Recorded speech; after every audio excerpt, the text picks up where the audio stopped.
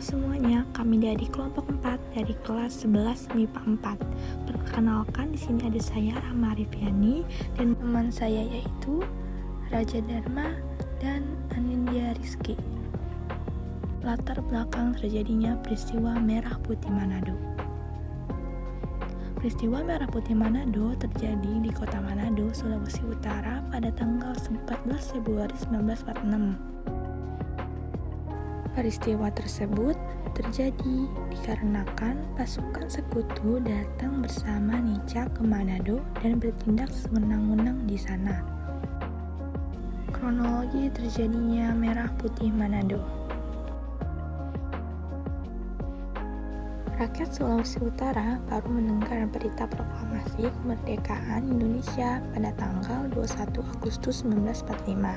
Setelah mengetahuinya, masyarakat Sulawesi Utara mengibarkan bendera merah putih di setiap area. Selain itu, mereka juga menduduki kantor-kantor yang sebelumnya dikuasai oleh tentara Jepang. Meskipun begitu, tentara sekutu dan Nica datang ke Sumatera pada awal Oktober 1945. Sejak kedatangan para sekutu, suasana di Sumatera Utara kembali ricuh. Kendati demikian, rakyat Manado enggan untuk melakukan perlawanan. Hal ini karena Manado berhasil diduduki kembali oleh tentara sekutu dan Nica. Melihat situasi ini, Letko Charles Choes Taulu bersama Sersan SD Wisan menggerakkan pasukannya untuk mengambil alih markas pusat militer Belanda. Sejak 7 Februari 1946, rencana perebutan ini sudah disusun yang dibantu oleh seorang politisi kalangan sipil, Bernard William Lapian. Jalannya pertempuran atau perundingan.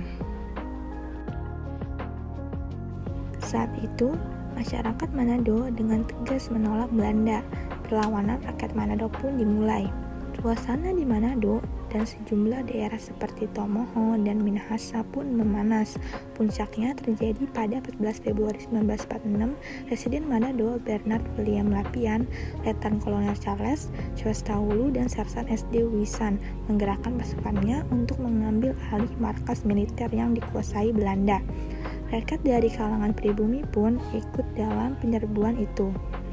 Mereka pun mengibarkan bendera merah putih di atas gedung tangisi militer Belanda.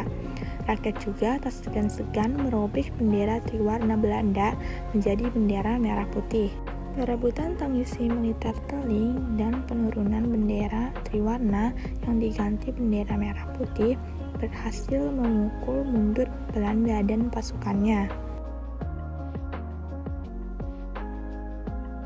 Setelah peristiwa Merah Putih diberitakan melalui siaran radio dan telegrafi oleh Dinas Penghubung Militer di Manado, pada awal Maret kapal perang Belanda Pietien tiba di Manado dengan membawa pasukan sekitar 1 batalion. Pada 11 Maret 1946, para pemimpin Gerakan Merah Putih diundang ke kapal Belanda untuk melakukan perundingan, yang tujuan sebenarnya adalah untuk menahannya.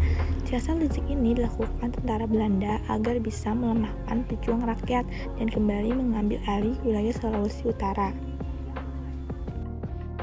Isi pertempuran.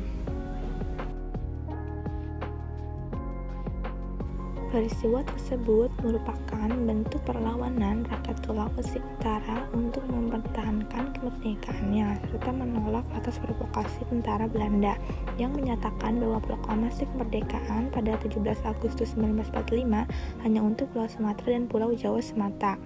Dampak peristiwa Merah Putih Manado. Dampak negatifnya yaitu peristiwa pertempuran Manado menewaskan 32 orang dari pasukan pendaratan Angkatan Laut khusus Yokosuka kedua dan 90 lainnya terluka. Dan itu ditambah 12 orang tewas dari pasukan pendaratan khusus gabungan Sasebo, 154 lainnya mengalami luka. Sedangkan di pihak Belanda sebanyak 140 tentara tewas dan 48 lainnya ditangkap oleh Jepang. Dampak positifnya yaitu 1. Belanda sudah menganggap Sulawesi Utara sebagai negara merdeka yang memiliki wilayah pemerintahan, tentara, dan rakyatnya sendiri.